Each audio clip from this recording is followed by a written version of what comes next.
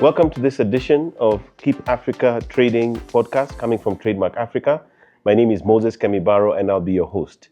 We are currently in Kigali in Rwanda where we are attending the Africa Trade Development Forum happening on the 2nd and 3rd of December, today being the 3rd of December. And my next guest is somebody who's well known to me, somebody who I know through many spheres of my life.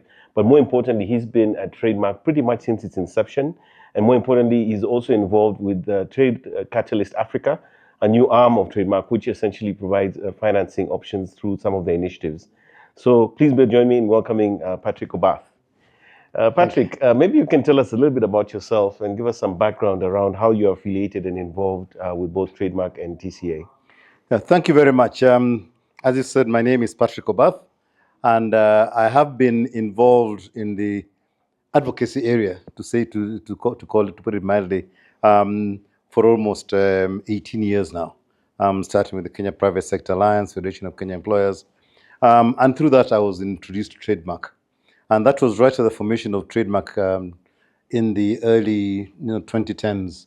I got involved in its early formation stage, and then the change of governance where we restructured Trademark East Africa and made it a lot more efficient in delivery for the partners that were funding it, and then continued now to grow the funding level of Trademark.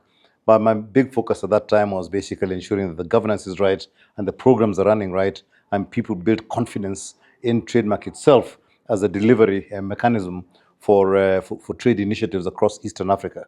And originally, it started off basically with the East African community, the six countries that were there at that time. And over time, it became clear that the work of the East African community and Trademark has to expand. And as the community expanded, so did Trademark.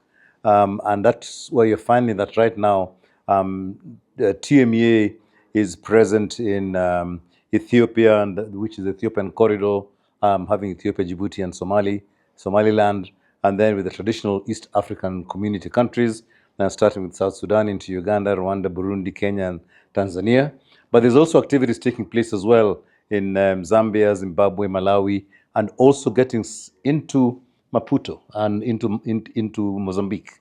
So, and recently also opened up into West Africa, especially with the advent of the African Continent Free Trade Area. So that meant that the work that TMA has been doing has really become relevant for making trade happen in Africa. So going into West Africa, obviously, it's got to sort of have a pilot project that gives proof of concept for people in West Africa. And I believe that currently, although I'm not on the board of TMA, they're doing a pilot project that is going to sort of try and look at the corridor, a coastal corridor that works from Ghana in Accra all the way to Nigeria on that basis. And if the proof of concept works, then there's a lot more opportunity of using the same things that have been tried and tested in East Africa to go then into West Africa, and over time to then go across a lot of the borders that are having issues in terms of transit times, clearing of goods, and clearing of people as well, but also just the trade that happens across the border itself. Because across borders, there's a lot of trade that happens that somehow are not regulated, but need to be regulated, need to be controlled, need to be managed. And all those models are available within Trademark Africa. So it's really been a journey from the time it started off as TMEA in around about 2009, thereabouts. And I joined in 2011, and I left the board of Trademark Africa in 2021, having served for 10 years on the board. But I should have left earlier because normally governance requires that you leave much earlier. But because it was still growing up and the governance wasn't quite right, I stayed on for a little bit longer than most of my founding directors. So I was the last and the oldest director in the board by the time I left. So tell us a bit more about the formation of the Trade Catalyst Africa and what drove it, but more importantly, what you're doing there as the chair. Okay. Once I was on the board of Trademark Africa, we realized at a certain point in time that the funding, which normally comes to Trademark Africa, comes from mainly the various governments and their development agencies from the governments. So they come in terms of grants that are given to Trademark Africa. But we realize that depending on the political powers that there are in the different countries, whether it's in the US, UK, Denmark, and so forth and so on, they might have a slight change in the emphasis of what they want to fund, but also just the amount of money that is available for funding. Because you find that we, as Trademark at that time, we would be competing with funds like responding to what is happening in Gaza now, right? If a country wants to respond to that kind of thing, they shrink the development funding and they move it towards emergency aid. And with the kind of things that are happening around the world, it is becoming more apparent that those are more needy, more required areas that funding should be put in, especially for countries that have got a lot of money that they get from their publics. So programs like Trademark Africa would then be starved of funding. So we thought that why don't we start something that can be funded from non-traditional funding that TMA has, which is basically grant and aid money, and we move on to more development finance institutions. You look at impact investors, and you look at patient capital, provident funds, and pension funds and stuff like that, moving on eventually into private equity. So we said, how can we structure an organization that can deliver the same amount of work and the same amount of programs that Trademark Africa is doing, but with a return on the capital that is employed. So that is why we formed Trade Catalyst Africa, to sort of pilot some kind of programs and see how we can convince people who've got impact money and who've got the DFIs that we can actually deliver the same thing and make sure that the money is safe. And so it was formed on that basis, and we were lucky to be funded by USAID, who came in and gave us the initial capital to set up, but also to run a couple of pilot projects that we're doing at the moment. And there are two main ones. And there's the two that are already running, and there are a couple that are about to start. The first one that we were able to sort of get going, and on this one, what we did was not to actually fund it, but to put in capital that would allow them to then get funding in. So it was de-risking the investment at the beginning. Yeah, you find that a lot of major infrastructure projects cannot be defined because they don't have money to do the studies that are required to make a bankable project. So what we do is we put money in to make a bankable project. And once we've done that, we may also put a bit of money in to give you the initial capital to start the project with a proof of concept. And then that unlocks the opportunity for bringing in other slightly more patient capital into the project. So the first one that we've done is in the EPZ in Athi River, where we put together a concept to try and create a warehouse that is built from containers, and it's being built by a company called Contech, who do container houses, warehouses, and so forth. And so we were able to. Originally, they were finding that the rental was too high, right? Using traditional money. Yes. But once we got in and we sort of did a proof of concept, we gave them a bit of seed capital. They were able to actually build it at a much lower rate. That then meant that, say, for example, the cost was something like about $8 per square meter. It's now come down to $4.50 per square meter, which is much better, right? But then, as we went along on that, we realized that some of the global imperatives that will make their production better out of that place was to be certified to. It's called EDGE certification, which is the World Bank, where you're green and as green as possible. So you have EDGE 1, EDGE 2, and then Super EDGE. And all that meant that if we invested in certain things, they would get greening points, and that would make the output from that place a lot more attractive because they're EDGE certified. So the first thing is that they're using containers. So containers, and they're sort of they're sort of giving containers a second life. So effectively, the energy consumption of that is already taken care of. So in this second phase of life, there is no energy in terms of actually making the container. Then we are also able to put in solar panels and also collect water and have rainwater harvesting to supply water for that place for a certain period of time. So all those things give it an edge. So all that, we were able to unlock that financing for them to do that. And they're currently in the construction phase, and they should be finished in the next 3 or 4 months. And hopefully by that time, they're going to have garment manufacturers who are going to come from global areas and come in because of the reduced cost of operation. What does that do for Kenya? Jobs and money coming into the economy. So those are some of the things that Trade Catalyst does, and that is talking about catalyzing the opportunity, doing that catalysis. The second project that we're doing is working with various platforms that are able to use, the digital cleverness, algorithms, big data, whatever, and all the rest of it, to be able to de-risk SMEs, right? And the idea is that they have a way of making sure that they understand the customers who are coming in using data that they gather.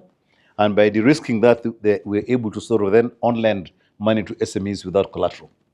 And that is a way of then trying to grow the SME people and allow them to have money growing.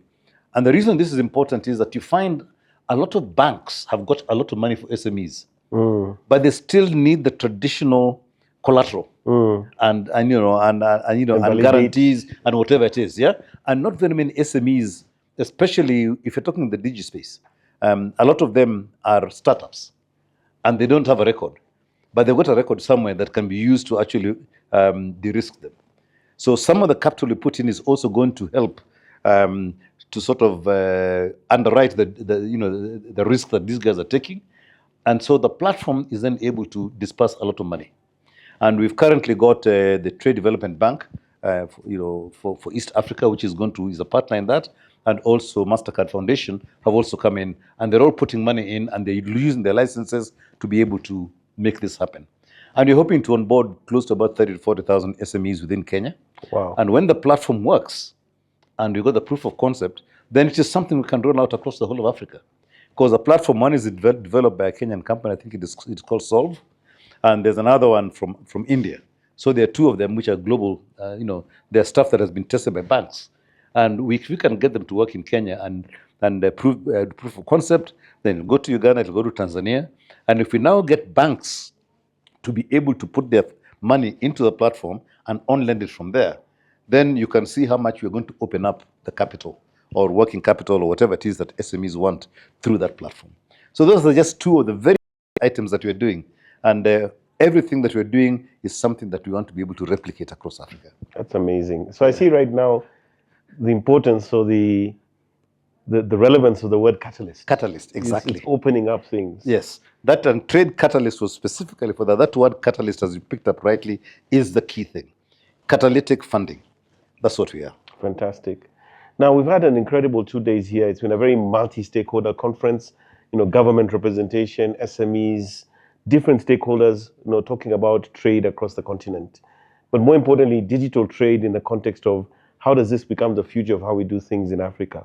And given the different sessions and the conversations that we've had, what would you say are some of the things that you feel you might want to share with our audience that are important as takeaways?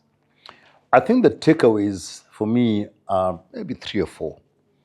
The first one is that we have already, through TMA, done a lot of demonstration that by using digital platforms, you can transcend boundaries and therefore make,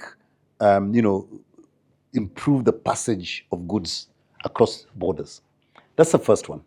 And this was using just simple things like being able to track your cargo, be able to geofence it, and also monitor what is happening so that in the event something is going crazy, there is patrol cars that can go and check what is going to happen. What would that do? It would mean that if you're in Kigali, you can clear everything in Mombasa and get paid all the duty and everything else there.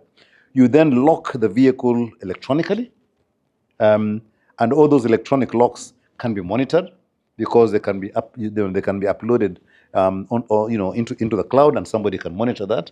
Then you also put a monitor on the vehicle, the head, as well as the container. In case sometimes people tend to sort of separate them. So you actually put as many electronic locks as you like, and all that is then fed into a control room. And it works by exception. If something If one of the things is opened or two of them separate or something like that, there's an alarm and somebody's there straight away to check. So it means that the customs people can be confident that once they've cleared and locked a vehicle in Mombasa, it comes all the way to Kigali without any checks, right? And that is what the electronic cargo system, tracking system does, right? And then the integrated customs management system as well allows you to sort of collect all the money you need to collect. So if you look at all the digital imperatives that have been used already to reduce the passage of vehicles and clearing and passage of vehicles from Mombasa to Kigali, which used to be 21 days, is now I think about 3 to 4 days, right? That is a massive saving in terms of just moving goods across and getting them to market. So these are already trusted and tried digital platforms, and there are a whole host of them that were being talked about. Then there's a trade logistics platform that actually is for documentation, and it's a global one that has been tried, made in East Africa, and is going to be used globally. And we're trying to sort of grow it globally. That one is purely that you lodge all the documents into one platform that uses blockchain to make sure that once the documents are lodged, you can't play around with them, right? And it means, therefore, that when you're importing from somewhere else, you can put them onto the platform, they're verified, put onto the platform, and then they're locked in. And therefore, as the cargo comes in, you can verify that the documentation that has come with it is what was lodged, and so forth. So there's a lot that has happened that needs now to be shared across the whole of Africa. And I think the meeting that we had over the last couple of days was showcasing these opportunities in terms of using digital platforms and digital systems to be able to improve and make trade easier across Africa. The proof of concept has been done here in East Africa, but now it's a question of everybody believing that this can actually be replicated in other parts of Africa, and it will work. And it is owned by the customs units in the countries, and they can also work together like the ones in East Africa are doing. So between Kenya, Tanzania, and Rwanda, they work. Between Tanzania, Uganda, Tanzania, Rwanda, Burundi, they're all working within the same platform, right? And they can track their vehicles, they can look at the customs, the clearing and everything else. So that's a big thing that has come out, and the opportunities that the digital, that these digital imperatives bring towards easing trade across Africa. And the big one that was coming through was this African free, the African continental free trade area. That has been talked about, but I think the belief that should come out of the meeting, and that has come out of the meeting, is that digital innovations around and blocking these trade blocks that we have at the moment will be the one that will make AfCFTA work in the future. I think that's a perfect note to end our conversation. Patrick, so thank you so much. I think the insights you've shared are so invaluable, the perspectives, clearly the experience you've had with Trademark and of course TCA as well recently shows that there's so much opportunity for trade in Africa. Thank you. It's been my pleasure, and anytime I can talk about this till people fall asleep. Okay. So there you have it from Patrick Obath, who's given us incredible insights coming from his time at Trademark Africa and also the Trade Catalyst opportunities. And more importantly, I think the idea that there is a lot of opportunity in Africa, there is a lot of trade potential. And at the heart of it, we can see that digital is going to unlock a lot of those opportunities for us. So thank you for joining us for this conversation, and we look forward to catching you in the next one.